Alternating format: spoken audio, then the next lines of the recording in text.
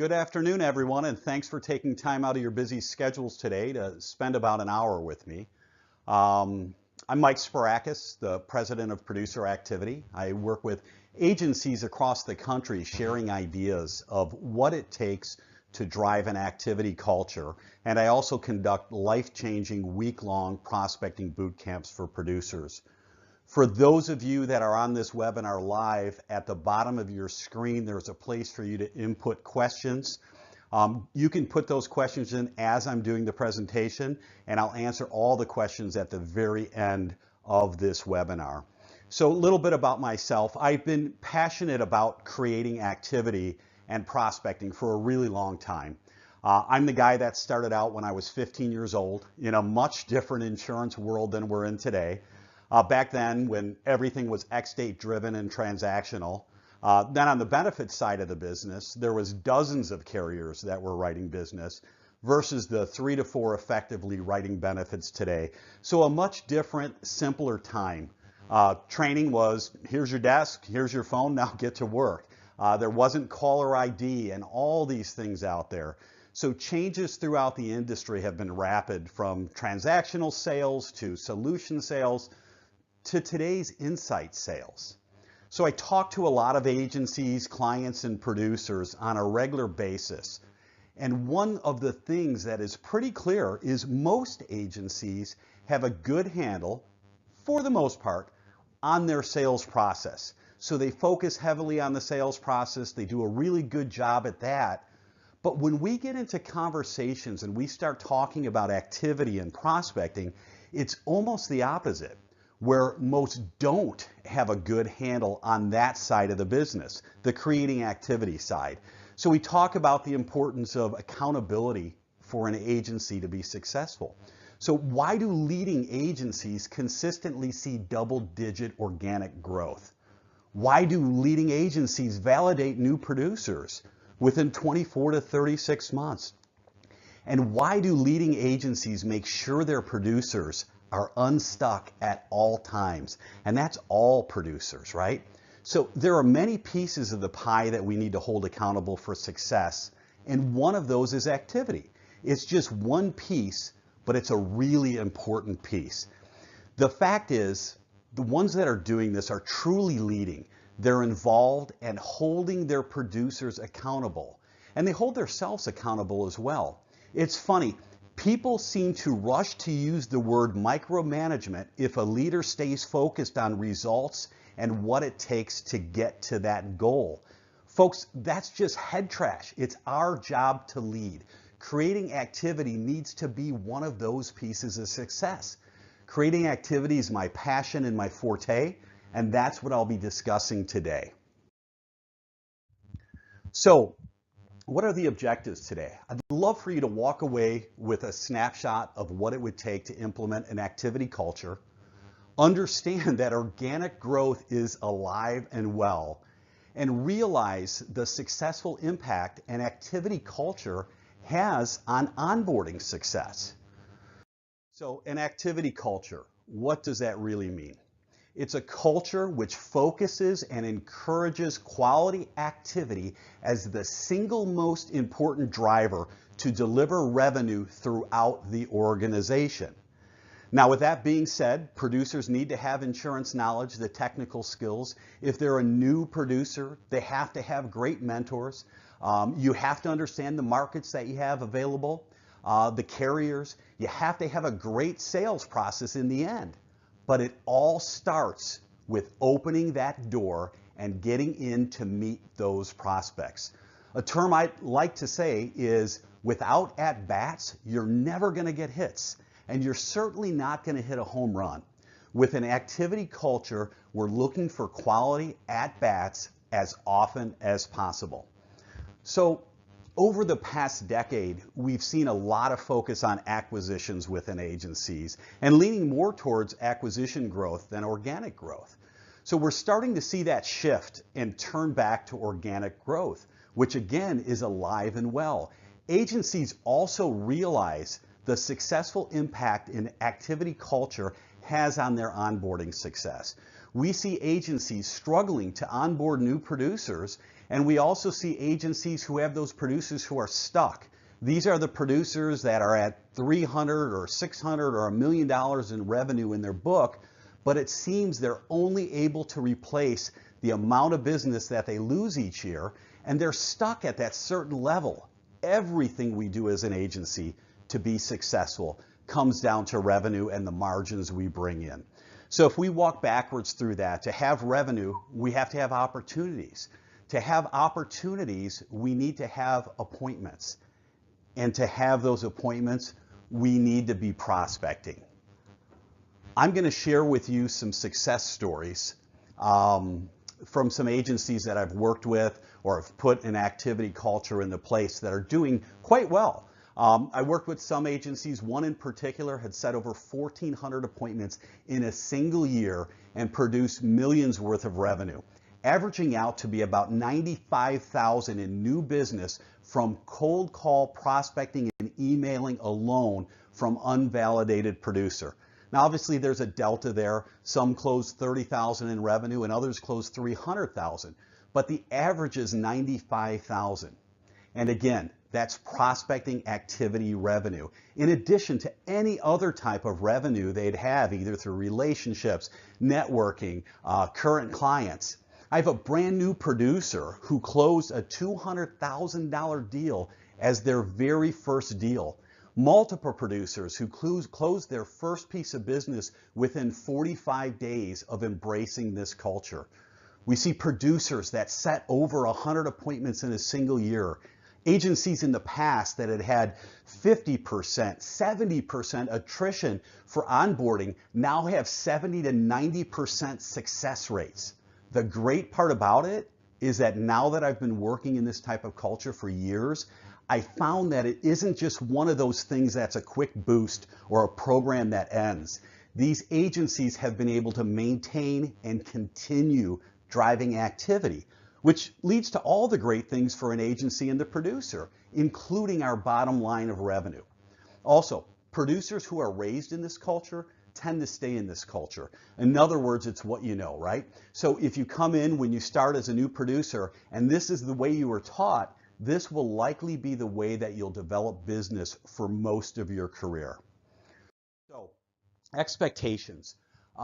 First and foremost, if you're going to move into this culture, or if you already have it and you're just trying to get a relook or a refresh at what you're doing, the biggest thing is buy-in from the entire senior leadership team, because they're the people who are going to need to hold the accountability. Not just accountability for the producers, but they have to hold themselves accountable to make sure that we're doing the things necessary to have a thriving activity culture. Realistic goals need to be set. So goals should be tiered by producer level. There's measurements. We have to have measurements, proper tools, training, mentors, a formal rollout, communication, and recognition and motivation. So let's start out with goals. So I talked about realistic goals. With anything we want to accomplish in life, we need to have goals. I find the best metrics to measure the producer's activity are number of dials or emails, right party contacts, and the results of those, appointments set, opportunities, and revenue. People ask me if there's a cookie cutter metric goal for driving an activity culture. And the truth is there isn't one set number because there's a lot of considerations to take into place. One of those is geography. Let me tell you from my 30 years experience, it's certainly a lot harder to prospect in the great city of New York than it is in the great city of Indianapolis. A matter of fact, it's night and day there. There's some areas that are threefold higher in results than other areas. So take geography into consideration when you're doing this, especially if you have a national footprint. The next is target revenue. If you have producers and they're going after $8,000 revenue accounts, they should be setting a heck of a lot more appointments than if you have people going after 50,000 plus revenue accounts. Those take more time, more confidence, more skill and expertise to get into. Other things to think about is their tenure.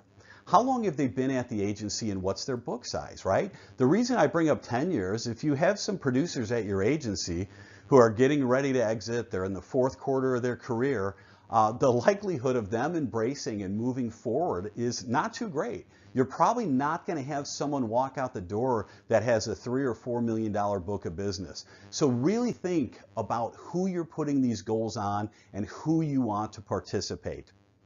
So the next is support level. I work with a few agencies that have such an amazing support team. Beyond golf, dinners, and renewals, the producer really doesn't have much to do with the day-to-day operations of their accounts. So they do have time, and they can have a large book of business and still have aggressive prospecting goals.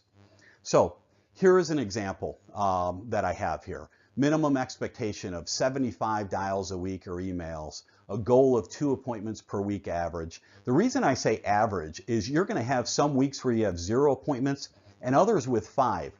But you want to make sure that they're ending with at least 8 appointments per month if you're using this scenario. Then from there, you should have a minimum of 2 or 3 opportunities coming in the door monthly. Then set their revenue goal. Again, you have to make a choice in who is going to participate in this and how to roll it out. I get this question a lot from agencies, especially when I first start working with them. One of the questions is, Mike, we have a bunch of people here who haven't had the prospect in 7 years, 10 years. They've been around here for a long time. They have a decent book of business. You know, I think it's different for every agency. And what it is to me is that you have an agency like that, and you have a big group of people who have a decent sized book of business, and they've been brought up in the old style. That's going to be a decision you're going to have to make. A lot of agencies take the path of, we're going to start with the newest producers we have on board, and we're going to start creating an activity culture within that group. And then once they start seeing the success from that, they kind of start going up the stairs a little bit, right? So they take people now who have that $300,000 to $1 million book of business, and let's put some goals on these folks and let's get them into this program. And then other agencies say, hey, this has worked great so far for half of our organization. We're going to roll it out to everybody, and each person's going to have some sort of responsibility, albeit much lower for large books of business. While other agencies say, hey, this is our go-forward plan, this is for our growth producers, it's for our onboarding, so it's going to help us, but you're going to need to decide as an agency who you're going to have participate, because at the end of the day, you're going to have to stick to holding those people accountable, and if they're in the program, we have to be ready to hold them accountable. So, measurements. There's a great saying, if I can't measure it, I can't find it. And if I can't find it, I can't improve upon it. We need to be able to measure things, and certainly revenue is the most important. Then opportunities, appointments, right party contacts. And for those of you, a right party contact is people we talk with that are the person who is in charge of the insurance decisions. And then finally, their number of dials or emails. I like to manage by exception. My style is, if I have a producer and it's month 6 and we're 6 months into the year, like I said, and they have $150,000 worth of revenue written, I pretty much don't have to look too much and scrutinize every detail of that producer. I want to see that they're continuing to put opportunities in the pipeline. I want to see that they're setting appointments. But if they're doing great, give them that opportunity to continue to do great. Now, if I don't see revenue, then I certainly want to look at the opportunities and what kind of opportunities they brought in the pipeline. If they're bringing in opportunities to the pipeline, but they aren't closing deals, we need to find out why those deals didn't get closed. Is it that producer's sales skills? If the producer has a mentor, does the mentor have the right sales skills? It's something within our agency sales process maybe that we're not getting our value proposition out there the right way. Why aren't we closing deals from these opportunities? So now if I don't see revenue and I don't see opportunities come in the pipeline, then I want to see if there's appointments. If I see appointments, then I want to understand why those appointments aren't turning into opportunities, which is likely going to be the fault of our sales process. If I don't see any appointments at all, I want to understand how many people a week that can make insurance decisions did they talk to? Because it's their job, right? It's their job to talk to people who can purchase insurance from us. So if that's a decent number and there's not appointments, they're probably not using the right message, the right content, the right script. whatever you want to call it, it's probably not happening properly. Their emails probably aren't in the right manner that it should be to make happen. And finally, if they don't have right party contacts, I need to see if they have dials and emails, and likely they won't. If you find low or no dials or emails, you need to get to the bottom line of what's going on with that producer and why they're not participating in what they need to do to be successful in their role. So most agencies today have some type of CRM system. They can work through whether it's Salesforce, Dynamics, Broker Builder, so we have a way to track certain things. I also know of other agencies who don't have a CRM system. Still, it's very important to have some type of reporting. So one of the things I always like to bring up is that if you do not have a good reporting system, you can still have a decent reporting system. While it takes a little more time, you can use an Excel spreadsheet, and trust me, the benefits outweigh the extra time. Take a look at this example on the slide. I can have someone show me what they've done for the week. I can put formulas in here and a pivot table, and I can see the amount of contacts that they have dialed into or emailed, if they made right party contacts, how many, the results that happened from talking to that right party contact, how many no answers, what appointments were set, and how many people were saying not interested and why. So we can't let limitations such as reporting technology stop us from moving forward this. You may already have something in place, but if not, it's really simple to put something together. Again, make sure you're measuring. Make sure you're measuring the number of dials, emails, right party contacts, number of appointments set, and then you'll be able to work backwards to see if they're putting in the proper work and where they need help. I'm not going to spend a ton of time here on this topic because there's so many different tools out there that you could be using. It would take up all the time we have today. So, tools and training. Like I mentioned earlier, it's no longer 1980. It's no longer, here's your desk, here's your phone, now get to work. Our buyers are much more educated than in the past. And guess what? So are the competing producers. So we understand the time that we invest into training a producer with skills, whether these skills are what I'm talking about here today, activity, or whether it's about sales, we know there has to be a proven outline for them to follow. So it's very important to make sure that you have scripts already available. And you should care about these scripts and what your producers are saying as they're representing your agency. You also want to make sure you have email templates available for them. They have to have the right messaging, understand the science behind content that works. What are the thoughts in the mind of the prospect? How about what are the way to say things? For example, let's do this versus would it be okay or could we schedule something for etc. You want to have a prospecting pattern. I went to one agency and someone made a call, and when no one picked up, he scheduled it to call back 2 months down the road. So why would he do that? Why wouldn't you call that person back the very next day? So show them the process and the frequency of touches of when to call, when to email a prospect. And after X attempts, maybe let it sit for a few weeks and then restart the prospect into that pattern. But they have to also have a good prospect list, a good size prospect list. You can't expect to give a producer a very low number of prospects and have them see any real success. And I'll tell you a real quick story about that. I was working with a producer that at launch was quickly setting 1.5 to 2 appointments per week. After 12 weeks, all of a sudden he wasn't setting appointments anymore. And he had 3 weeks of 0 appointments. So I started asking some of my troubleshooting questions. How many dials are you making? Are you sticking to the content model I provided? Do you have 300 to 500 prospects in your database? So he answered that he was making over 100 dials a week and yes to all the other questions.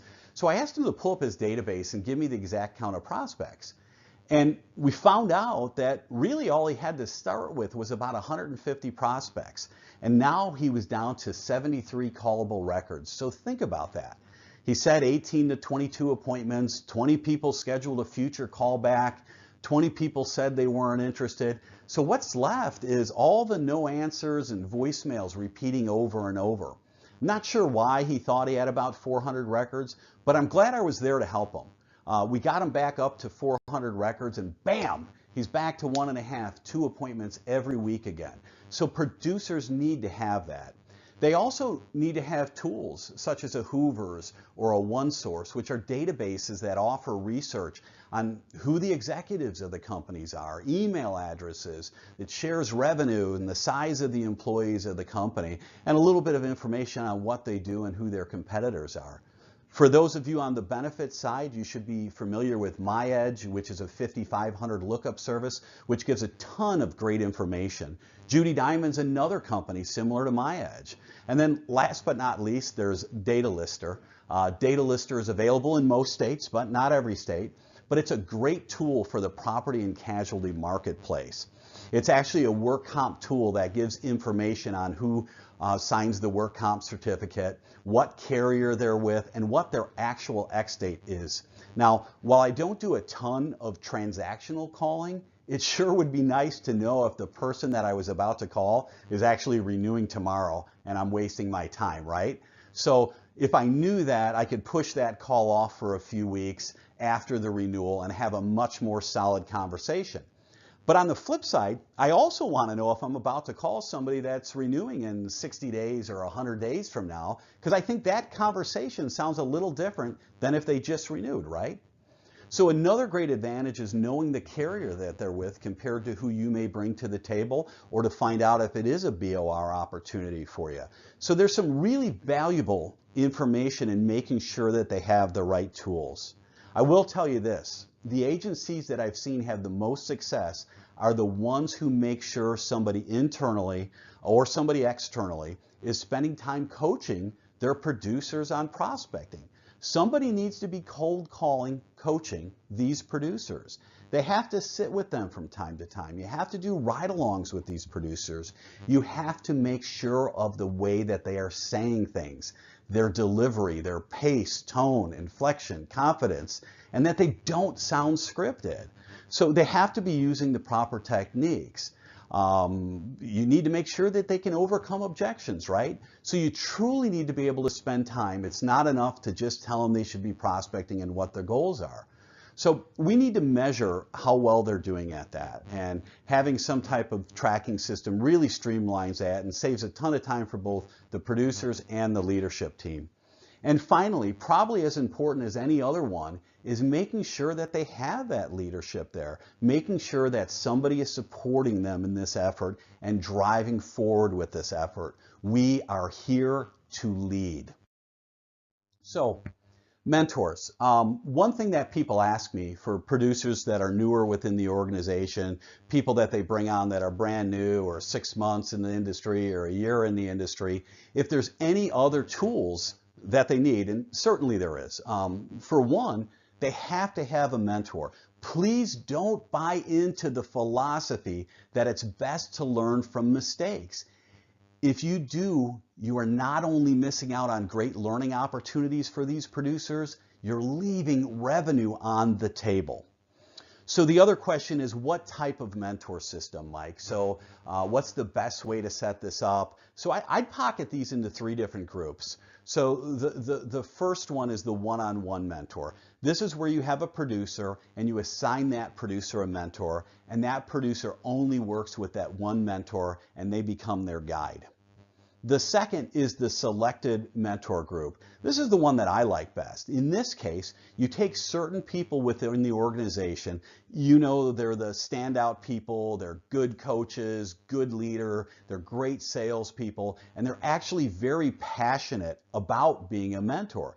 So you line up X of those senior producers and they're considered the selected mentors. So this way, you have a few of the new producers who work with a few of these senior producers. Eventually it seems that by osmosis they just start working with 1 or 2 of them that finds the best style that matches with them. But I find it's a great way also to leverage calendars. When these people are hungry and all of a sudden they're setting up 2, 3, 5 appointments a week, they have more options rather than just looking at one mentor's calendar. And then the third model is the assigned mentor process. So basically what that is you have a mentor for the service team, you have a mentor for sales, you have a mentor for the submission of apps, for renewals and claims. So there's all different ways to do it here. You just have to decide what's the best for your agency, and that can depend on the size of your agency, the available time, or what you think is going to be the strongest for these producers. So to roll this out, we have to have a well-vetted plan in writing. Numerous times I talk with agencies and they tell me that they've tried to create an activity culture in the past. And as I'm having these conversations with them, the first thing that ends up to come up is they say, we told them we want them to make 100 dials a week and set 2 appointments.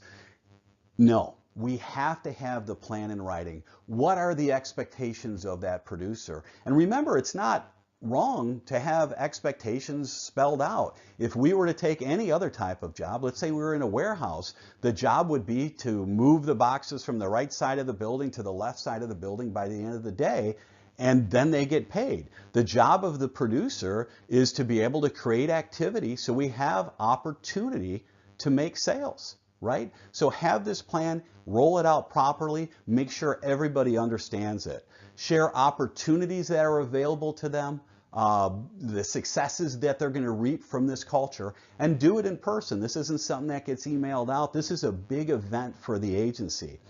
Outline the training and tools you're going to provide, and provide dates on when they're going to receive that training or those tools. Let's stick to our own accountability. Define all those expectations, let them know what they mean, let them know the consequences, let them know that they're going to be held accountable, but most importantly, let them know that they need to hold themselves accountable as well. And then I typically like to have some type of kickoff motivation or contest, and that could be many a different things. The first person to set an appointment as we launch this, or we started out with a blitz, or the first person to get to 15 appointments this year gets something pretty nice. So make sure that you think about all this, make this a big deal for the agency. So the next is communication. So what type of communication needs to happen? Well, there's a bunch of communication that needs to happen, right? Because we're now talking about turning this into our culture. So as far as communication, you need planned communication. Communication doesn't always have to be verbal. Reports can get sent out on a weekly basis to the team, and that's communication. The meetings that you have, we should all be talking about the activity they're creating, the struggles that they're having, the successes that they're having. Then there should be some one-on-one time coaching at some variable, whether that be weekly or bi-weekly or monthly. But as a leader, you should have that. And you should also have ad hoc calls with the producers. Do drop-bys, see what they're doing, ask them what they're doing. Take a look at their metrics. Hey, if it's midweek and you have the ability to look where they are, and it's Wednesday at 4 o'clock, and you have only Thursday and Friday left, and you see 0 dials and 0 emails and no appointments, shoot them out an email or pick up the phone and say, hey, I'm checking in on how the week's going. Looking forward to seeing some good results and appointments on the board. Not sure if you had a lot of time to prospect yet, but if not, hopefully between tomorrow and Friday, you'll be able to get some great results and numbers on the board. I'll check in with you at the end of the week. And after that, have metric reviews with them. So now last week's report comes out. You certainly want to talk with the people, and that's either recognition, celebration because they did a great job, or it's a, hey, what's going on? People should be communicating throughout the organization. All levels of leadership should be. Obviously, there's varying degrees. In most cases, the CEO's not going to walk around on a regular basis and talk to every producer about their prospecting activities, but it should be known that the CEO is focused on creating activity. The chief sales officer or the sales leader is focused on creating activity. And then the division managers, the mentors, all people should be talking about this activity with their producers. You mentioned recognition and motivation. So I said I'd like to do a kickoff contest, different types of strategies to get people motivated and get them going quicker. I do revenue contests, the first person to hit 50,000 in revenue from cold calling. Highlight goal achievements on public records. Let the people in the agency see that people are making money by doing the process correctly. Leadership lunch. I love this one. It's a lunch with top achievers that you do monthly. And what's great is you also get insight on what's working, and you can share that throughout the agency. I definitely wouldn't short sell or think of it as corny to make sure that you're having some type of motivation going on within the agency. So typically when somebody truly launches into this, and I'm sure everybody has some part of this in place today, or at least I hope everybody does, but when we launch it and we do it the right way and we have a good rollout and we get the team excited about it and we have support in order to do it, we see some really good results. Partially because we're probably tightened up what we're saying on the phones and what we're using for emails, and maybe we're kicking this off with a great contest. So the launch usually comes out pretty good. You're going to run into your people who have call reluctance and have to work through those types of issues. But the biggest part is continuation. Not just rolling out and expecting to see it continue without leadership and without that accountability. Not acting like this is a one-time gain and then moving on. You have to keep on with this. You have to be able to let them know that this is going to be a regular things that we have. So people also ask me, what type of pitfalls are we going to run into? You're going to run into a lot of them, but the biggest pitfall we have is excuses, right? I had an appointment last week, I had to do this, I had to fill out apps. And one thing I do is I sit down with that producer, if it becomes a regular pattern, and I start walking them through their week. So you have to do this the right way, and the right way is with true intent, that you're there to help them, not just point out their mistakes. And then I say, all right, well, let's talk about all the things that you had to do this week, and let's kind of map this out. And you'll typically find, if you're whiteboarding this, their typical bank of 45, 50 hours a week, that there's always 10 or 15 extra hours that they can't account for. And those are the pieces that really make the difference between a successful producer that can create activity and someone who is just really missing out on great opportunities. The results will be there. You will see them. It's not an immediate success for everyone, but you're going to start seeing who's pulling ahead. Don't give up on the ones that it's taking a little bit more time. Some of those people have taken weeks and even months to get a really good start towards their metric goal, and they end up with a lot of great consistencies. So just realize that not everyone is going to hit their goals immediately and see that increase, but it is up to you to lead them. So with that said, overall, you'll quickly see more appointments and need to be ready for more submissions going to your service teams and the need for time available with mentors. Onboarding is going to completely change. You'll see a much more engaged new producer.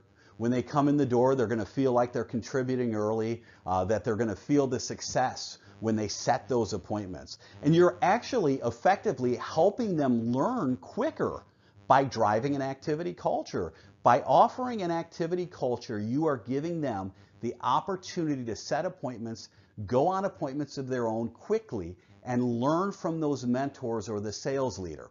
So they're getting insurance knowledge and sales skills as they're setting these appointments, which is outstanding. The other thing you'll see is if you start adding the producers that have that $700,000 book of business or that low million, and maybe they've been sitting around the last 3 or 4 years. You know the producer we talked about, right? The ones that are stuck, not really growing that book, and you bring them in. It's amazing. It's really great when you get them in this process and you see them get unstuck. And you see that energy, and then you start remembering what this person looked like 4 or 7 years ago as they were climbing and growing that book, and the excitement and their ability and the reason you brought them in the first place. That is unstuck, and that's great to see happen. And believe me, those producers, where it was painful for them to know that they were going to be held accountable and brought into this activity culture, they're the ones that are going to come to you and say thank you when they become unstuck. And the coolest part about this also is the investment reduction. So as you're onboarding new producers, typically we're seeing revenue come in that first year. And as I mentioned earlier, maybe that's 30,000, maybe that's 300,000 in revenue. And let me tell you, it feels pretty good to say, hey, I onboarded this producer in 2.5 years and my actual investment was only X dollars versus our typical X dollar investment to get somebody validated. So this is the end of the activity culture webinar, and certainly there's a ton of more stuff to be delved into from here.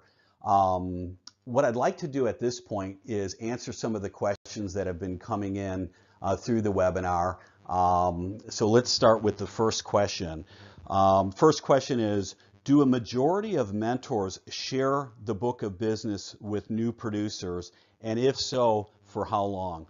So again, this is one of those things where every agency is different, right? There's agencies where the mentors have shares and ownership in the company, and it's in just their best interest to help onboard people to keep increasing shareholder value. There's other agencies that do some type of commission split. Those are different across the board. Some of them do something on the first year bonus. Other ones say, hey, they split commission until the growth producer is validated, and then all that book goes to them. But again, something you have to think about that fits within your agency, within your finances, and within your model. So it's different for everyone on there. So the next question is, can you tell us a little bit about the producer boot camp? Absolutely. So I put on week-long producer coaching boot camps for prospecting. It's not a fluffy seminar. I don't light sparklers, do somersaults, and tell everyone the sky's blue. We have a full day where I'm giving a presentation and talking about the content that works, the science behind that, talking about what's in the mind of the prospect. Why is it that we can't just call the company a block away from us and say, hey, it's us, we'd love to come out and meet with you? So what are those fears? What are the thoughts in the mind of the prospect? Then we get into the mind of the producer. How do we get them excited about this culture? How do we get them doing this, and how do we get them to want to maintain and see this success? From there, there's some role playing. We develop the right scripts for what industry they're working for or what line of business, whether that be property and casualty and benefits. And then there's 3.5 days of hardcore prospecting. We do a 2-part email, and then the rest is all done through phone calls. We've had great success. If anybody wants to learn more about that, feel free to reach out to me and I can give you more details. Next question, Mike, are you available after this webinar for me to give you a call? I have a few questions particular to my agency that I'd like to ask you. Absolutely, and I hope many of you reach out to me. I think it makes sense to get to know each other if we haven't met before. We can talk about any of the creating activity culture segments here. We can talk about the prospecting boot camps or just onboarding in general if you like. All of my contact information is on the produceractivity.com website. Otherwise, my direct line is 708-595-2545, and I will be available if anybody would like to call. Mike, you believe that newer agents should always have a mentor on a first meeting. I agree, but it's not our current model. This has me thinking. I think it's necessary to change. You know, I'll tell you, again, I think it makes a heck of a lot of sense. Not only are they in the learning stage when they're a new producer, but there's so many different things that can happen that you could spend years just trying to train somebody on every little thing that can happen. But by having them go out to with that mentor for that first 2 years, I think it really gives them not just a solid training platform, but it helps with the revenue. It helps them, in their mind, validate that this is the right course, this is the right path of career for them to be on. So absolutely, I believe that, and I think if you just let them go out there and learn by their mistakes, as I said earlier, that we're really missing out on both learning opportunities and revenue opportunities. Next question, Mike, what number of calls, emails do you expect from a producer 2 years or less with under 100,000 in business? You know, I think they should be making a lot of calls and a lot of emails, and this is going to really show you the mettle that they have, and that they're really trying to achieve the things that need to happen to validate in the right period of time. Again, there's no set number, and it depends on what size business they're calling into and geography. But typically I have producers dialing 100, 150, 200 dials or emails a week. I'm looking always for a minimum of 2 appointments a week. I think that's the sweet spot. You get 8 appointments a month. You should be able to turn 2 or 3 of those into opportunities, and that can make for a very successful year. All right, so that was the last of the questions. I've been known to be a fairly generous guy when it comes to sharing information, and I'm always open to make new connections in the industry. So if you have any questions or you'd like to dig deeper into this topic, feel free to contact me directly. I'm also on LinkedIn if you'd like. Have a wonderful afternoon, and thanks for your time today.